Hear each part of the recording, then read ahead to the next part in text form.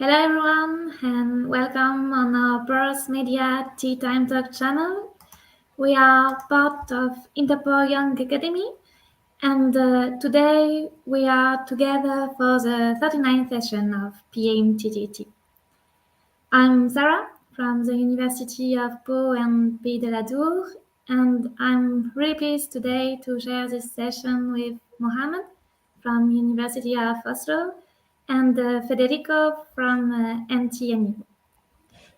So today we're going to have two presentations from young researchers, and we really appreciate audience participation in the comments. So feel free to ask questions at any time, and we will share them with the speakers thereafter. So our first speaker is Hongxia. She is currently a research fellow at Khalifa University and co-founder of a startup company, Microlithology. She has been actively working on thermofluids, phase change, and multiphase flow, but also micro 3D printing and novel material surface engineering. She has an impressive number of journals and publications, including top journals such as Nature Energy, Soft Matters, and so on. And I'm really looking forward to listen to your talk. So without delay, Anthea, the floor is yours. Thank you, Sarah, for the nice introduction. And I'm also very happy to be here, invited by the Porous Media Tea Time Talk Committee. And I really thank you all for the great work in organizing this.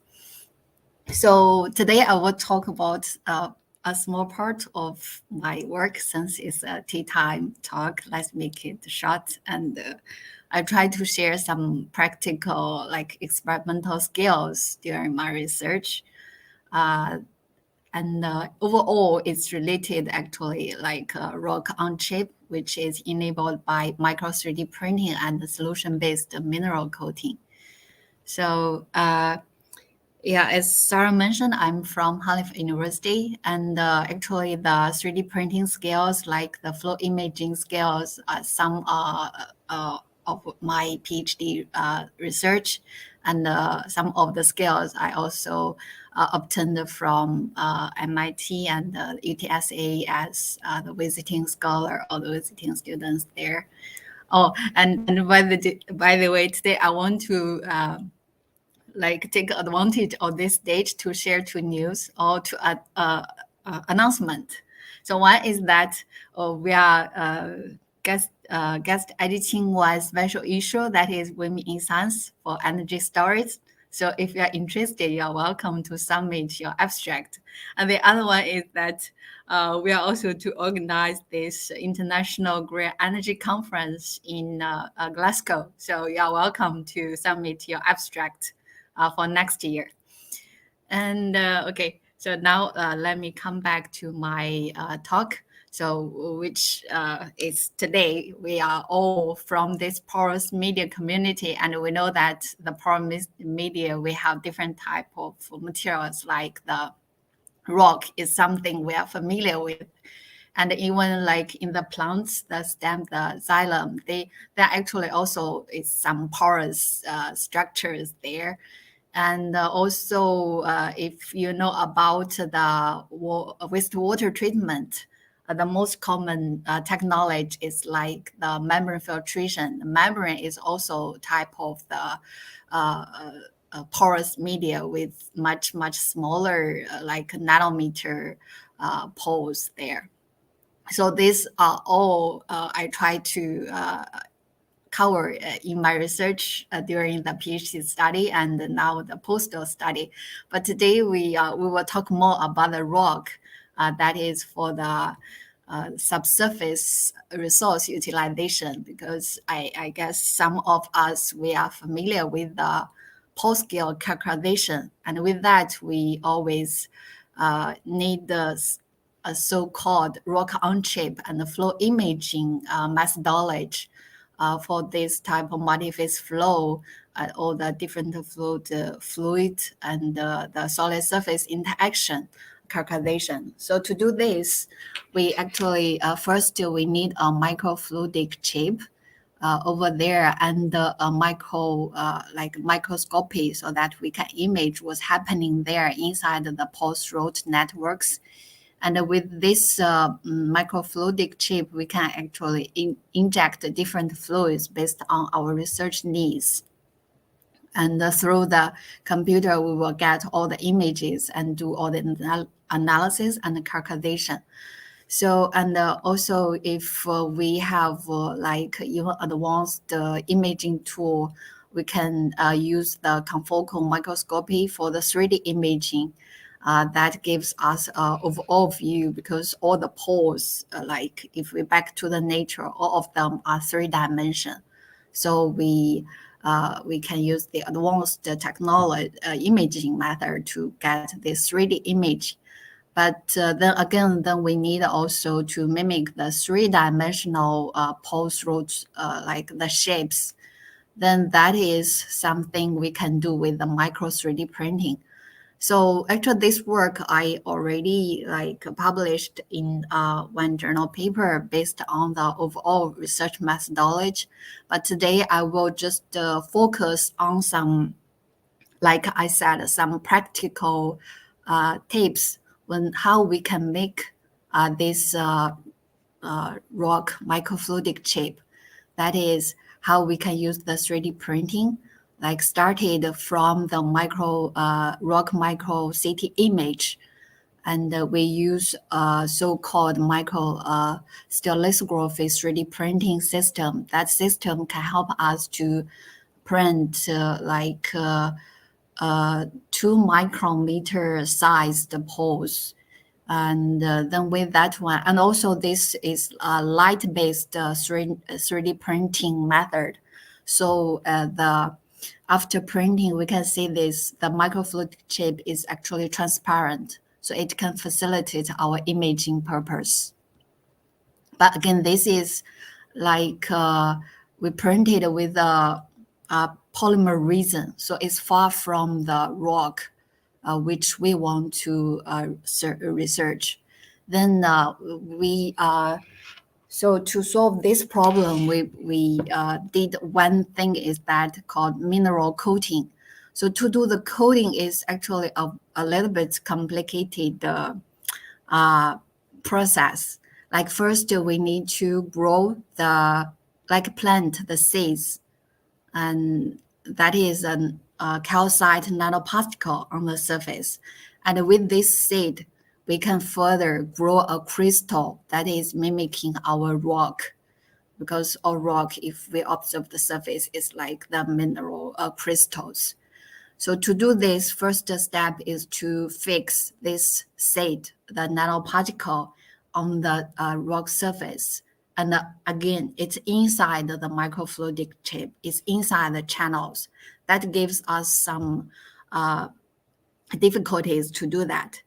But again, we can take advantage of our flooding system, the imaging system. So now the microfluidic chip can be treated as it's like a micro chemical reactor.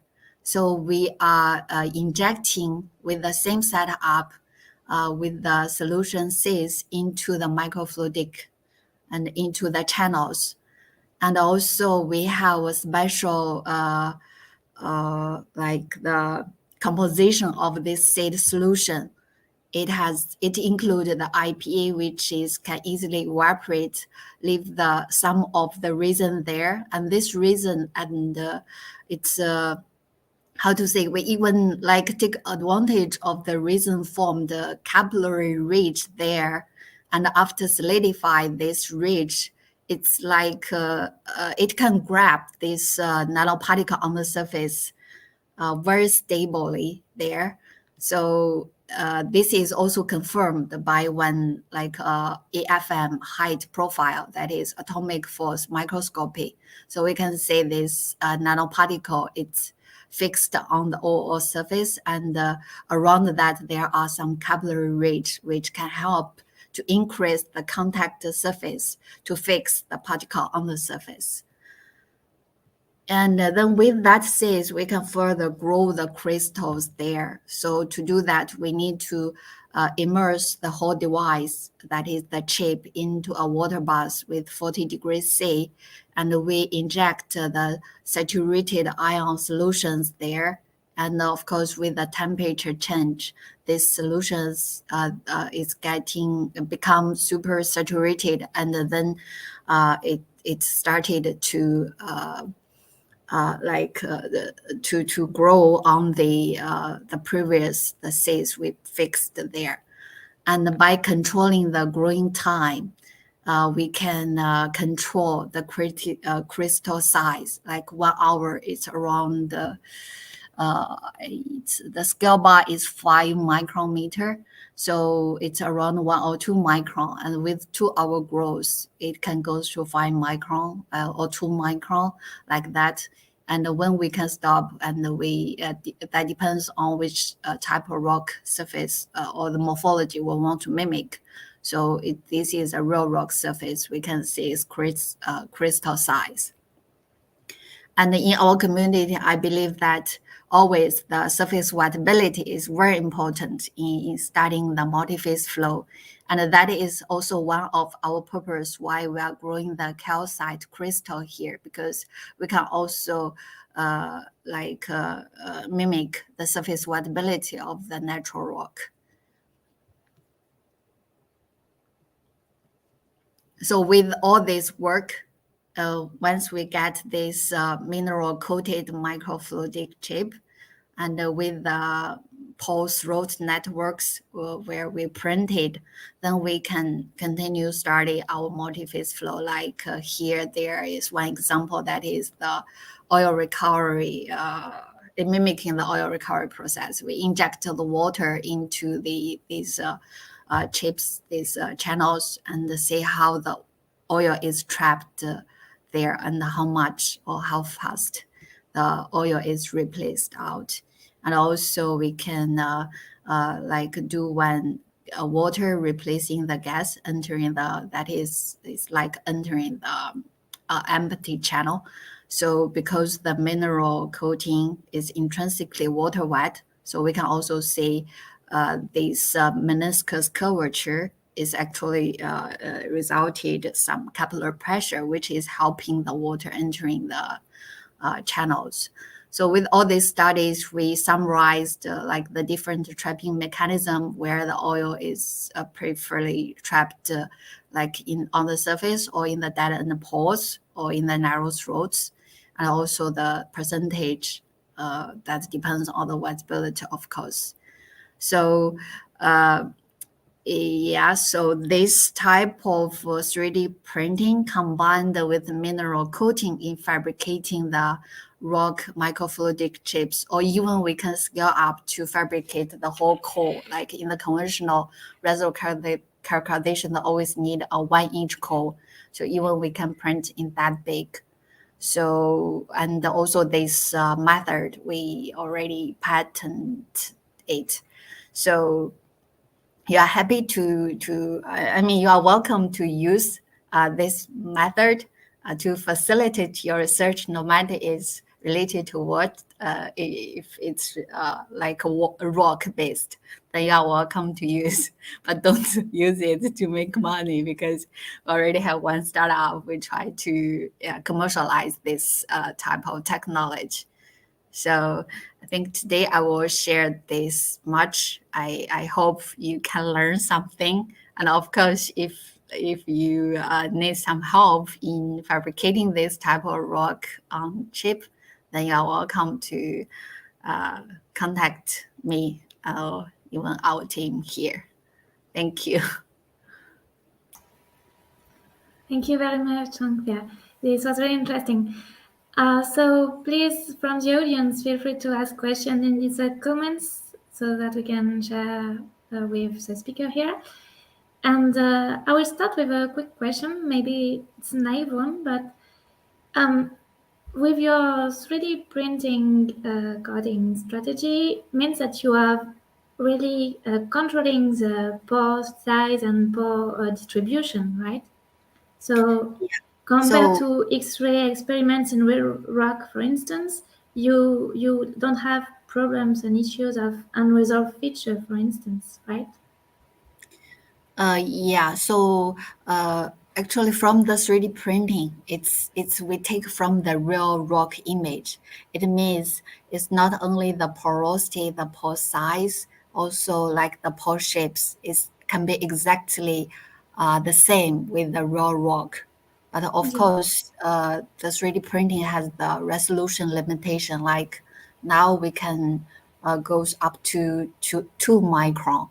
Then it means if the small like pore size below 2 micron, then we cannot print or we cannot capture. yeah. Should be really challenging to capture behind this. Yeah, yes, that's true. Okay. So, any question from Yeah, the chat? actually, I Yeah. have one question myself. Is there any limitation with the mineral coating procedure? For example, is it easier to coat with carbonates compared to, for example, quartz-rich minerals compared to different clays? And what are the thicknesses that we can perform with the coating technique that you are using? Because it's really interesting and it's a versatile method. That is really a good question. I believe a lot of our audience might have the similar like thoughts because the coding method, there are a lot of coding method. So there are like two challenges. One is that we are coding the porous media inside the surface. It's so irregular. So there are some coding method we cannot use it. And for us, that's why we are using solution based. And as you see, this solution based, where to in order to grow calcite, then we have the calcium ions inside the solution. If, for example, we want to grow dolomite, then we might need to change it to magnesium ions. So uh, again, I think it's what type of mineral we want to grow on the surface, and also can it be growed or not. That depends on the solution, which solution we're using, and whether this solution with those ion combinations, it can form the crystal there or not. So, and also for the thickness, there is a risk that if our pores, like our channels, are so narrow and we are growing it, then we might have the risk to block those narrow throats. Then it means all the area behind that throat, they stopped the ion or solution supplying, then it might cause the coating is not that uniform. So there should be some thickness limit also. Great. Thank you. Thank you. So for the moment, we don't have question from the audience. So I think if Federico has no question, we can move to the second speaker. Yeah, sure. Thank you so much again. Thank Thank you. you again, Hongxia. Mm.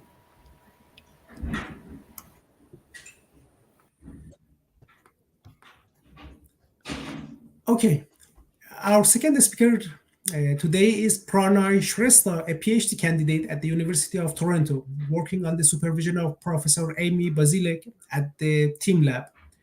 Pranay is passionate about research and driven to advance clean energy through advanced imaging and material design. Today, he will give a talk on tomographic imaging of porous materials. Thank you, Pranay, for accepting our invitation, and the floor is yours. Thank you very much. I really appreciate this invite and chance to talk. So today, as Mohammad mentioned, I'll be talking about Operando tomographic imaging of porous energy materials.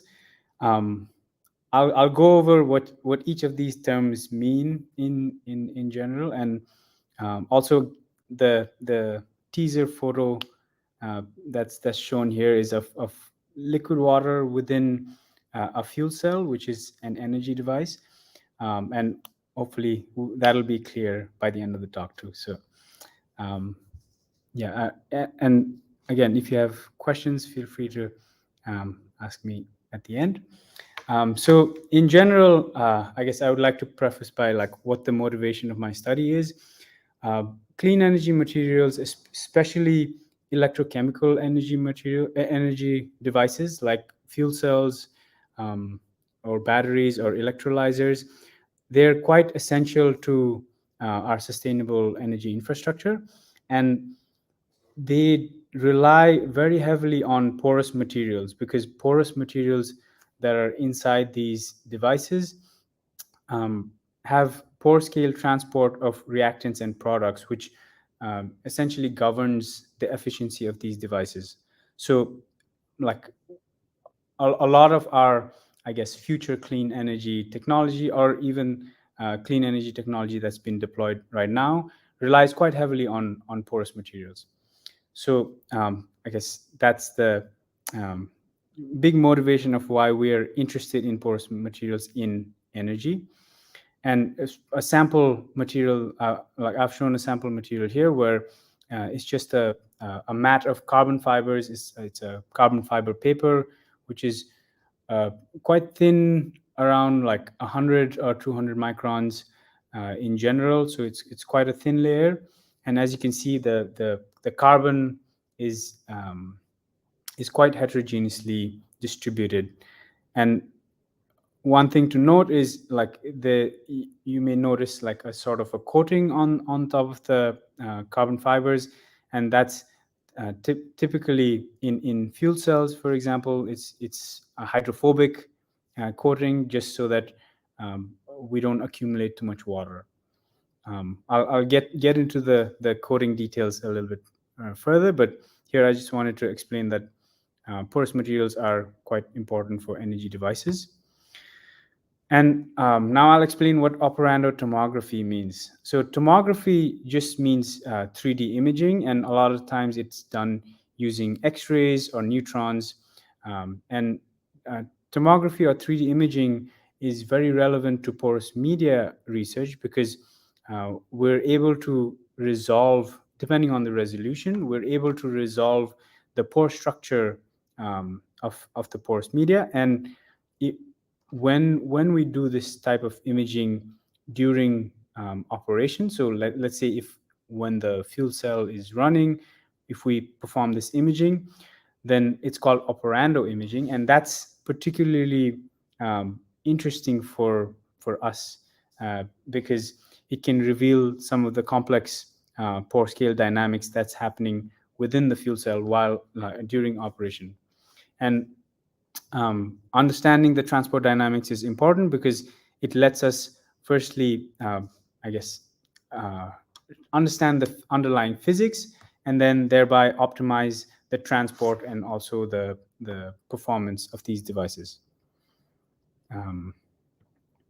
So today, since this is a short talk, I'll just present a sample study where we used operando tomography or 3D imaging to basically answer one question in these energy devices. So typically, as I had mentioned, these carbon fiber porous layers are typically coated with a hydrophobic coating, and in most commercial materials, or I would say in all commercial materials, the coating is quite non-uniformly distributed. And our I guess research question was, how does this non-uniform distribution affect the formation of water pathways in fuel cells? Water is quite important in fuel cells, because it's a byproduct in fuel cells, and typically you don't want water to be clogging up the fuel cell, because it essentially floods the fuel cell and blocks the reaction. So we just don't want water to be, I guess, clogged up in different areas of the fuel cell. So we used 3D tomography while the fuel cell was operating to see where the water is distributed, so we can learn more about the transport. So the method that we use to test is, well, we have a fuel cell that's I guess we measure the electrochemical performance. I won't discuss too much about that for now and focus more on the imaging side, where we used 3D imaging to look at liquid water distribution within the porous layers in the fuel cell. So again, I'll focus more on the 3D imaging part. And the imaging method we used was X-ray tomography. And to get the X-rays, we went to a light source, or a synchrotron, as it's called.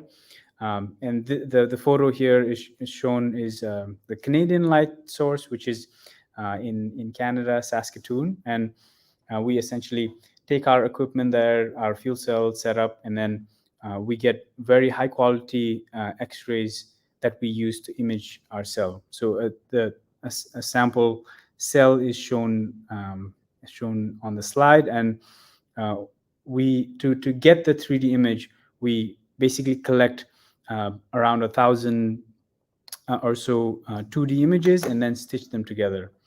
And while we're taking those 1,000 or so images, we need to rotate the cell by 180 or 360 degrees, and then we stitch it all to get a 3D image. So once we obtain the 3D image, we actually perform a subtraction where the contrast between our like carbon fibers and water is not very high. So to account for that, what we do is we take a dry image where the cell is not operating, so we don't have any water produced. And we have an operando image where now with water production, the pores start filling up with water. When we just look at the operando image, it's hard to tell where the water is and where the fibers are. So we take a subtracted image, which is shown at bottom left, and then we threshold it using some methods such as OTSO, and then we overlay it with the dry reference just to see, I guess, contextualize where the water is with respect to the fibers and the pore space. So once we do that, we can look at the 3D image again, and I guess we see water. This is I have an exclamation point, because when the first time I saw like a 3D image with water, I was quite blown away. I mean, it's been a while, and like we've moved on to a few things, but it's still I mean, it was exciting to be able to resolve such I guess operando processes. So here generally I'm like highlighted some carbon fibers, liquid water distribution, and flow field, which is basically part of the housing of the fuel cell. And I would like to highlight some of the interesting findings from what we saw. So I'll just highlight a couple key findings that we had, where we found that certain pores in the porous layers, the GDL is just a short form for gas diffusion layer, which is the porous medium of interest for us. We found that certain pores in that porous medium was partially rather than completely filled. So a lot of the modeling and design assumes, I guess, fully filled pores, and the reason for partially filled pores here was first the heterogeneous pore structure and mixed wettability in the GDL. We found more evidence of mixed wettability, where we found that around certain GDL or like porous medium carbon fibers and the channel boundaries, we found water preferentially flowed along them, and that gave us some evidence that mixed wettability did actually impact how water distribution is formed in the fuel cell. And that is interesting because I guess we'll be able to accounting for this in models will make our like modeling predictions better, and B, I think it gives us an opportunity to tailor the water transport or more effectively design these porous layers so that we can actually have, I guess, preferential like pathways for water that's actually designed into the porous medium rather than stochastically or randomly placed. So I guess this was an interesting insight that uh, presents an interesting opportunity for future design. So in conclusion, we saw that certain pores were partially rather than completely filled, and liquid water preferentially flowed along some of the fibers and the channel boundaries. And mixed wettability is an interesting, uh, I guess, parameter that we need to account for in GDL design and modeling. And in general, tomography can be extended to not just fuel cell work, but to study operando processes in a lot of different porous energy materials like electrolyzers or batteries. And it is like a growing field where people are using X-rays and neutrons, sometimes combining them. So it's quite an exciting space right now. And I think that's all for me. Thank you very much for listening, and I'd be happy to answer any questions. Thank you, Pranay, for this excellent presentation. I want to mention that anyone who wants to ask a question can type it in the comment section. But before that, I would like to ask a question of my own. What is the initial wettability state in the studied fuel cell? And do you expect any dynamics in terms of wettability change or contact angle alteration during the lifetime of the fuel cell? Do you have any information on that? Okay, thank you very much. I mean, I think characterizing because the wettability is quite heterogeneous, I think truly characterizing the wettability, I think requires some more like complex methods, such as I guess some people have done like like in situ injection experiments where based on how the water moves and like based on the different steps of the injection, you can calculate the distribution of like contact angles. So sorry, did you say something? You're muted. No. Oh, okay. Yeah. Continue. Yeah. Sorry. So, I mean, I think to truly characterize it, we would need a method like that. I mean, a lot of times right now, like people use surface, like contact angle measurements, which, like in my opinion, are not very representative. And so to answer that question, like I think there have been some recent studies where like the full distribution of internal wettability is characterized, but I think there is more opportunity there to characterize it um, for a wider range of conditions like initial and degradation and stuff. I think there's still a lack of that. But in general, if I was to guess, um, there people have reported loss of say carbon and loss of some of the coating during degradation. So I'd imagine the wettability does change with fuel cell operation and degradation. Great, thank you. I have another question from Hongxia, our first speaker. What is the imaging resolution and what is the smallest water droplet you can observe? Also, for 3D imaging, how deep it can see? Okay, thank you, Hongxia. The resolution that we used was 6.5 microns per voxel or per pixel cube, and yeah, that's the voxel resolution. The actual resolution is close to around like 10 microns or so, and the imaging method we used is X-ray imaging. So we actually go through the entire sample and then get the information of the entire sample in the field of view. So I guess it's a little bit different from confocal microscopy, where in this, I guess, if as long as the sample does not block too much of the X-rays, we get the we resolve basically everything in the field of view at the voxel resolution that I stated, around 10 microns. And I guess there are X-ray sources or like configurations or camera configurations that go even lower, like micron or even sub-micron resolution, and I guess that is interesting for the dynamics. Our pore sizes that we were looking at can be resolved by around I guess 10 microns.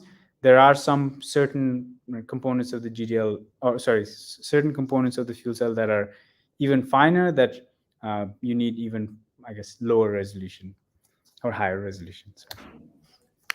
We have another question from the audience. Gigi Giretto asks, is tomography technique the same is used to see water in big reservoirs, for example, when they are looking for water under the rocky planet surfaces? Thank you, Gigi. I'm not really sure of the method to scan water in big reservoirs, but I believe it's not tomography, because for tomography, you need multiple. Because for example, for our fuel cell, let's say we have a circular sample and we take images of the sample at let's say 1,000 different angles between like 0 to 180. So we essentially have to rotate the fuel cell and take multiple different projections, as they're called, and then we stitch it back. So there is that crucial element of being able to image from multiple different angles, and I'm not sure if that's as easy on like a larger scale. I mean, I'm to be honest, I'm not very familiar with the other methods, so I can't really comment. Maybe someone in the panel can comment. Sometimes we are using geophysical techniques, for example, using seismic waves or using electrical waves to perform tomography or to perform survey on the surface to see what's deep inside the earth. And maybe Gigi is referring to that one, but here you were explaining X-ray tomography, which is performing experiment imaging using X-ray when you rotate the sample and you make projections along the sample at different angles.